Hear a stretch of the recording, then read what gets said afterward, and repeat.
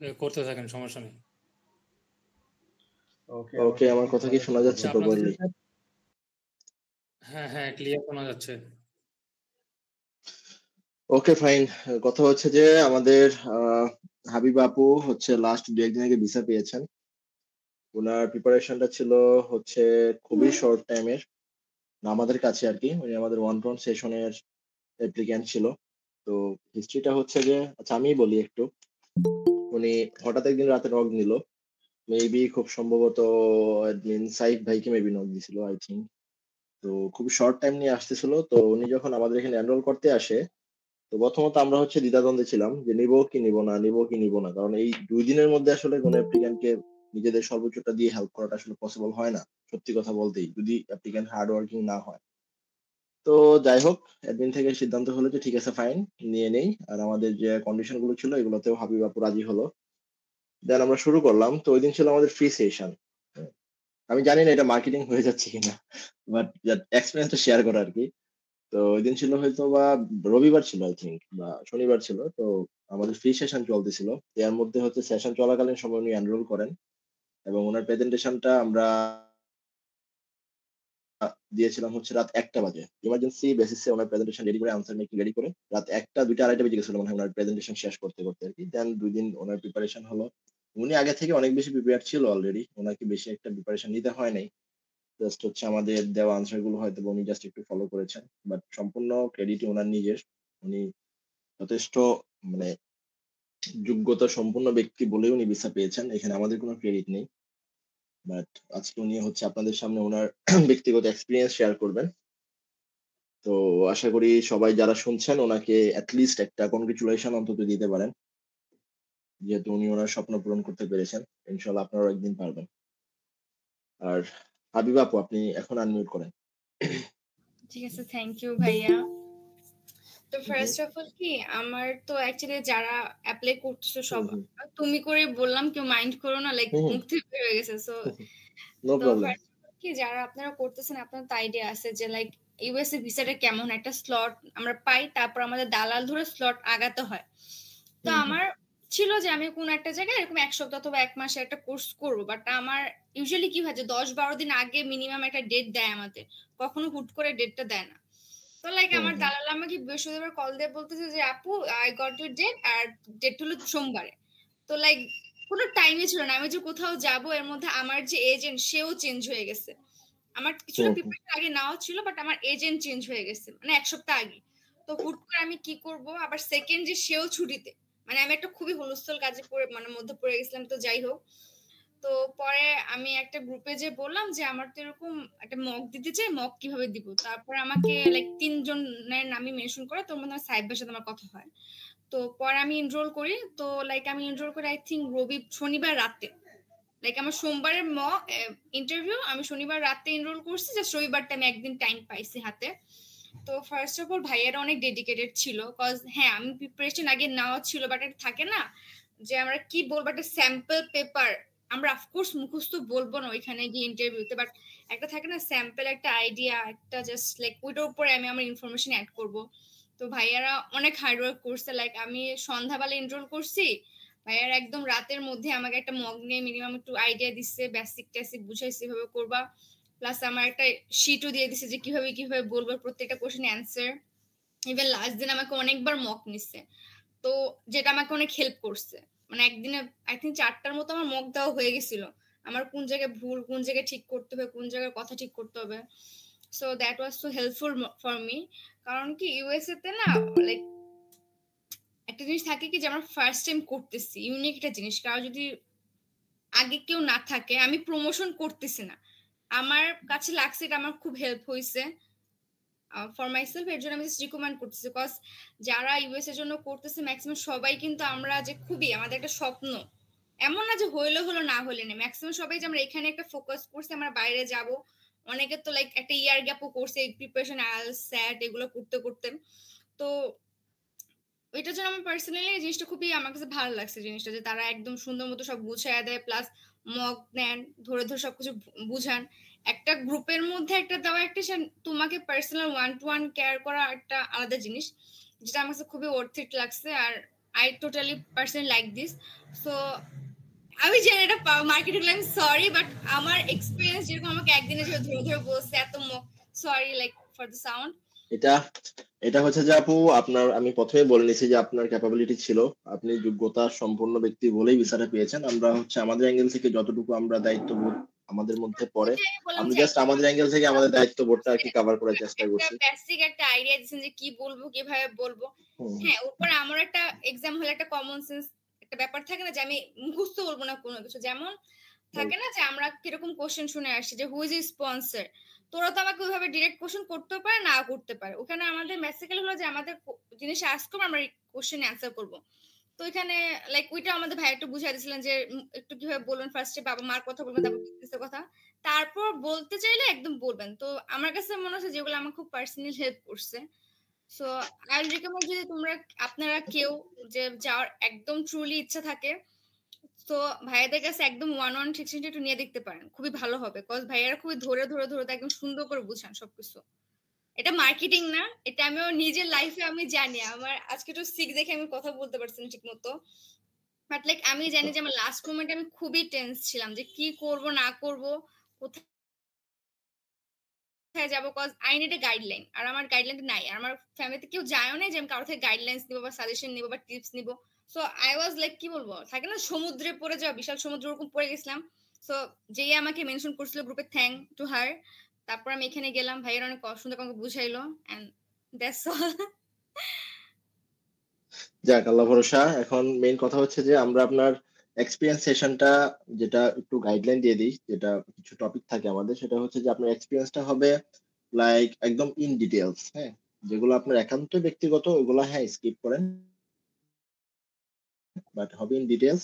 যেন হচ্ছে আপনার ফিউচারে আপনার জুনিয়র জেনারেশন যারা আছে, হ্যাঁ ফিউচার জেনারেশন, আমাদের গ্রুপটা থাকবে, আপনি হয়তো থাকবেন আমি হয়তো থাকবো না, বাট গ্রুপটা থাকবে, এক্সপিরিয়েন্স সেশন বিসি এক্সপিরিয়েন্স গ্রুপটা থাকবে। যদি আপনি দেখে থাকেন হয়তো বা এখানে দেখবেন যে অনেক এক্সপিরিয়েন্স ওখানে আমরা লিখে শেয়ার করি, অনেকেই শেয়ার করেন যারা আমাদের সিনিয়র ছিল, যারা বিসাপি অলরেডি চলে গেছেন। সো আপনার এক্সপিরিয়েন্সটা হবে এরকম ইনফরমেটিভ, যারা হচ্ছে যে আপনারা আপনার এক্সপিরিয়েন্সটা শুনে ইন ডিটেলস বুঝতে পারে, হয়তো বা তাদের কোনো হেল্পে আসতে পারে। হ্যাঁ, আর অনেকে ধরেন এক্সপিরিয়েন্স শেয়ার করে, দেখবেন আপনি নিজেও হয়তো বা কখনো গ্রুপে দেখছেন জাস্ট টোল্ড সেইড এরকম বলে দেয়। তো তখন হয় কি, এটা দিয়ে আসলে আলটিমেটলি কারো কোনো হেল্প হয় না। জানি না এগুলা কারা করে, খুবই অল্প সংখ্যক কিছু মানুষ করে। বাট আপনি যেহেতু লাইভ সেশনে আসছেন, ডেফিনেটলি আপনি এটা করবেন না। তো যাই হোক, আপনি এমন ভাবে ইনফরমেশন গুলো দিবেন যেন হচ্ছে যে পরবর্তীতে যারা আসে তারা মানে হেল্প পায়, মানে আপনার ইনফরমেশন গুলো থেকে যেন কিছু শিখতে পারে। লাইক যেমন যদি বলি, আপনার বিসা এক্সপিরিয়েন্সটা এমন ভাবে হইতে পারে যে আপনার কোথা থেকে ইউএস জার্নি শুরু, আপনি কেন ইউএস এ যাওয়ার জন্য মনস্থির করলেন বা কেনই বা যেতে চাচ্ছেন, এটা একটা পয়েন্ট হতে পারে। দেন হচ্ছে যে আপনি ইউএসএ তেই কেন যেতে চাচ্ছেন, তারপরে আপনার অ্যাপ্লিকেশন প্রসেস, আপনি ইউনিভার্সিটি সিলেকশন প্রসেস, স্কলারশিপ যদি পেয়ে থাকেন সেটার প্রসেস কিভাবে পেলেন। দেন যদি আপনার কোনো পূর্ববর্তী রিলেশন থেকে থাকে, যদি না থেকে থাকে ফাইন, যদি থেকে থাকে সেটা কেন হয়েছিল, যদি শেয়ার করতে চান করতে পারেন, আর না থাকলে ফাইন, ওকে ওকে।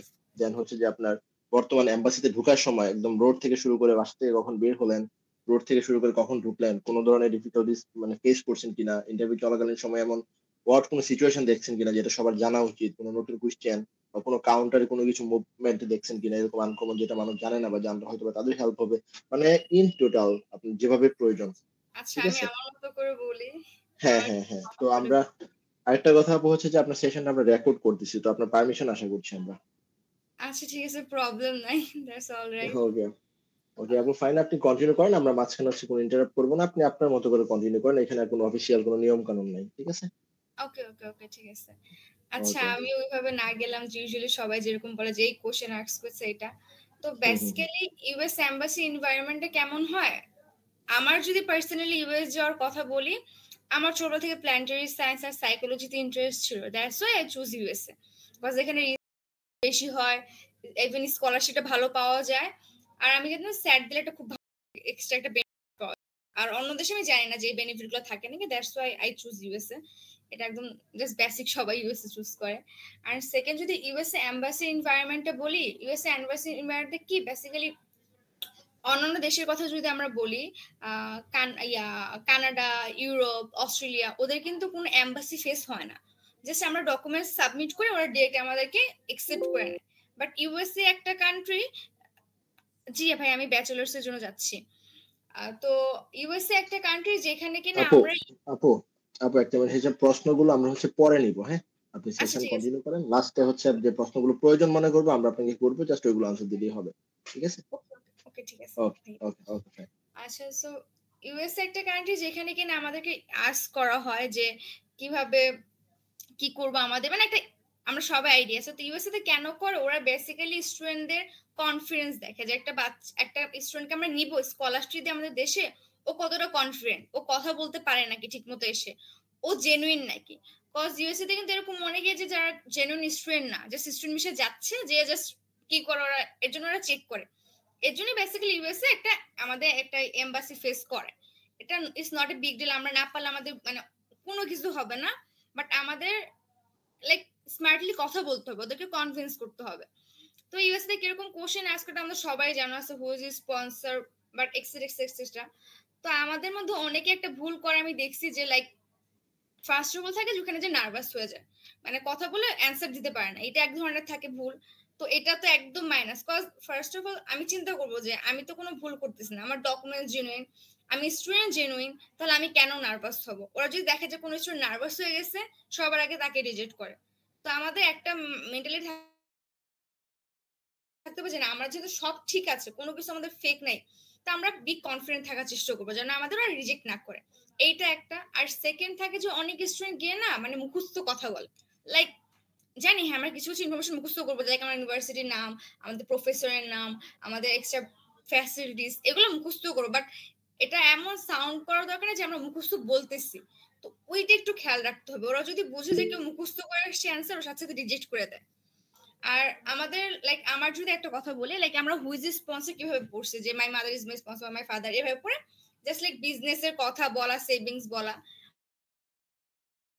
বাট আমাকে না ওইভাবে আস্ক করে নাই আমি যখন গেছি লাইক আমাকে আস্ক করছে একটা কি যে বলছে তুমি ইউনিভার্সিটি কেন চুজ করছো তো আমি ওটা বলতেছিলাম তো আমি শেষও করতে পারি জাস্ট অর্ধেক বলছি মানে ভাইয়ারা ইয়ে করেছিল একটা গাইডলাইন্স তো এইগুলো বলবা তো আমি জাস্ট অর্ধেক বলছি মাঝখানে আমাকে বলে কি যে I-20 দেখে যে who'll pays the rest of the fees honestly my mother will pay এরপর আমি বললাম যে my father is also pay তারপর আমি বেসিক্যালি বললাম কিন্তু আমি যেভাবে মুখস্থ করে গেছি ওইটা আমি বলি নাই ওটা বললেই শুনে শুধু মুখস্থ বলে আসছি কজ ওটা ছিল না কজ ওইটা শুরু ছিল একরকম আর জিজ্ঞেস করতেছে বাট আমি ওই ইনফরমেশন গুলো আমি সব বলি নাই জাস্ট আমার কে রেস্ট মানে বাকি টাকা দিবে এটুকু বলছে আর হ্যাঁ বিজনেস বলছে যে বিজনেস আছে বাট সে জানতে চায় না আমার মেনশনও করি নাই এটা গেল আর এই যে হ্যাঁ আমাদের ডকুমেন্টসটা দেখে যে ডকুমেন্টস ঠিক আছে নাকি এই জিনিসগুলো ওরা অ্যাকচুয়ালি দেখে আর কনফিডেন্ট থাকার চেষ্টা করবেন জেনুইন অ্যান্সার দেওয়ার চেষ্টা করবেন আর একটু চেষ্টা করবেন যেন ইংলিশ যেন ফ্লুয়েন্ট হন ফ্লুয়েন্সি যেন থাকে কারণ আমরা যদি লাইক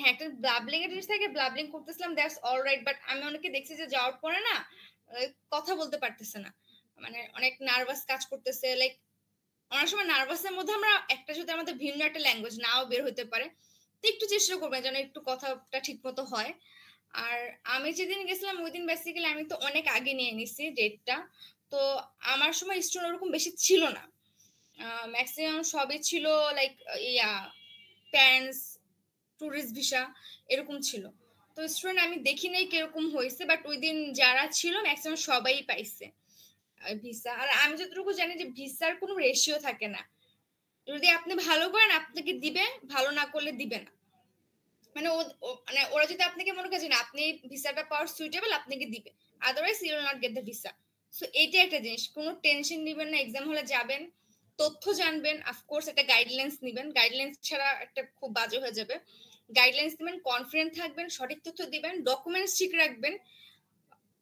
রাসূল আপনি ভিসা পেয়ে যাবেন এটা না ইনশাআল্লাহ হয়ে যাবে কোনো প্যারা নেই আর একটু হার্ড ওয়ার্কিং থাকবেন একটু অ্যাক্টিভ থাকবেন যে কিরকম কিরকম কি হয় না হয় বিকজ আমি এখন একটা কথা বললাম এটা আপনার ক্ষেত্রে কাজ নাও করতে পারে তো নিজের একটু বুঝবেন আমার ওটা কি আমি কিভাবে করলে এটা ভালো হবে আর অফকোর্স একটু ভালো ছিল আমার আর আপু কি ধরনের প্রশ্ন আপনি ফেস করেছেন এম্বাসির ভিতরে, প্লাস হচ্ছে যে ভিসা অফিসার কারা কারা ছিল, বাকি অ্যাপ্লিকেন্টদের ইন্টারভিউ কেমন হচ্ছিল, রিজেকশন রেট কেমন দেখলেন, ওটা তো নাকি ভাই অ্যাপ্রুভাল বললাম কেমন হচ্ছিল? রিজেকশন রেটটা কি আমি তো যখন গেছি কোনো স্টুডেন্ট ছিল না ম্যাক্সিমাম সবাই ছিল টুরিস্ট ভিসা প্যারেন্টসটা যাচ্ছে অথবা ওয়াইফ যাচ্ছে এরকম ছিল তো আমি স্টুডেন্ট আই থিঙ্ক আমরা 3-4 জন ছিলাম হাতে গোনা অথবা 5-6 জন বেশি না ম্যাক্সিমাম তো আমি স্টুডেন্টদের দেখিনি বাট টুরিস্ট যারাই গেছে সবাইকে ভিসা দিছে।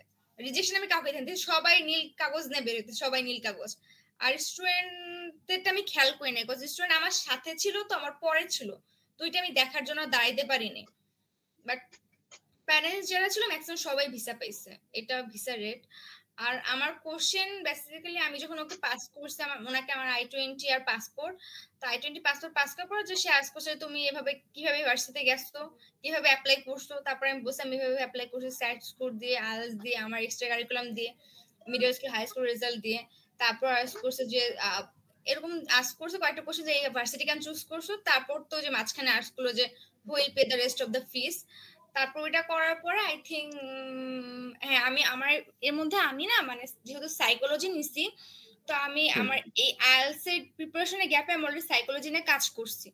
তো ওরা আমাকে জিজ্ঞেস করছিল যে আচ্ছা তুমি এই সাইকোলজি নিয়ে কিভাবে কাজ করছো, কিভাবে কি করছো, ওইটাই জাস্ট একটু আস্ক করছে। এরপরে জাস্ট লাইক যে ভাইয়াটা ছিল সে জাস্ট লাইক দেখলাম যে আমাকে আমার পাসপোর্টটা নিয়ে একটা বক্স একটা থাকে না ঝুড়ির মতো একটা এখানে রাখলো, আর আমাকে নীল কাগজ দিল যে here is the passport, I am accepting. এসে আমাকে কোনো কোশ্চেনই করে নাই। আচ্ছা আচ্ছা ফাইন। আর হচ্ছে যে আপনার সামনে পিছনে যারা ছিল তারাও কি টুরিস্ট অ্যাপ্লিক্যান্ট ছিল? তাদের কি দেখেন? আমার মানে আমরা তো অ্যাকচুয়ালি একসাথে 3 জন যাওয়া হয় লাইনের মধ্যে, 3 জন করে নেয়। তো আমি থার্ড পার্সন ছিলাম, আমার পিছনেগুলো আমি আর খেয়াল করিনি তারা কি ছিল, পিছনে ঘুরে দেখা হয় নাই। তো আমরা যখন প্রথম 3 জন গেলাম, তো ফার্স্ট যে ছিল সে স্টুডেন্ট ছিল, বাট আমার কাউন্টারে যে লোকটা ছিল ওনার সাথে ওনার একবার ভিসা হয়ে গেছে ইন্টারভিউ, ইভেন উনি তাকে রিজেক্ট করছে ওই মেয়েটাকে, স্টুডেন্টটাকে। তো তখন বলছে যে আপনার সাথে আমার আগে একটা ইন্টারভিউ হয়েছে, মেয়েটা বলছে হ্যাঁ। তখন সে একজন ডাক দিল, বলে ওর সাথে আমার আগে ইন্টারভিউ হয়ে গেছে, ওকে তুমি আরেক কাউন্টারে নিয়ে যাও। তো তারপরে দুইজন যারা ছিলেন তারা বেসিক্যালি ট্যুরিস্ট ছিলেন, আই থিঙ্ক ঘুরতে যাবেন, তারা রিজেকশন পেয়েছেন কজ লাইক ওনারা কথা বলতে পারতেছিলেন না বাংলা কথা বলতে পারতেছিলেন না। আর লাইক আর দুটা বাচ্চা ছিল সাথে, ওনাদের সাথে দুটা মহিলা দুটা বাচ্চা ছিল, তো ওনাদের কথাবার্তা ভালো লাগে নাই, ওনাদের রিজেক্ট করে দিচ্ছে। জাস্ট হালকা কিছু কোশ্চেন আসবে যে কে টাকা দিবে, কে কি করবে, ওনার কাছে মনে হচ্ছে না জেনুইন না, রিজেক্ট করে দিচ্ছে। তারপরে আমি ছিলাম, তাই আলহামদুলিল্লাহ আই গট অ্যাকসেপ্টেড। আর আমার পিছের মানুষ আমি দেখি নাই। আচ্ছা আচ্ছা, আপনার ইউনিভার্সিটি আপু কোনটা ছিল? University of Idaho. আচ্ছা ফাইন। আর হচ্ছে যে এমবাসিতে আপনার ভিসা কে ছিল? আমার না একটা লোক ছিলেন উনি, আর আমি লোক তো ডেফিনেটলি, বাট কে ছিল মানে চেহারা? ছিলেন একটা বিদেশি চেহারা ছিল, মানে আমেরিকান টাইপ চেহারা ছিল, আমেরিকা বা ব্রিটিশ। টাকলু ছিল, মাথার চুল ছিল না এরকম? ঘন চুল ছিল মাথায়। ওনার কি চিকনা করে বিয়ার্ড ছিল, লম্বা? ব্রাউন বিয়ার্ড ছিল? আর বিয়ার্ড আই থিংক ছিল না, জাস্ট লাইক লম্বা ছিল, ফর্সা ছিল, চিকন চিকন উনি কি ছিল। কোট পরে ছিল, মানে ব্লেজার টাইপের কিছু পরা ছিল? না, আই থিংক টি-শার্ট পরা ছিল জাস্ট। আমি আমি জাস্ট কেসে আমার অ্যানসার করে এসে পড়ছি। বুঝতে পারছি নোমান ভাই ওই যে ক্লিন শেভ। আচ্ছা আচ্ছা ফাইন। তো এমবাসিতে ভিড় কেমন ছিল ওই দিন? আপনি কয়টা বাজে ইন্টারভিউ ছিল? আমার 2:30 বাজে ইন্টারভিউ ছিল।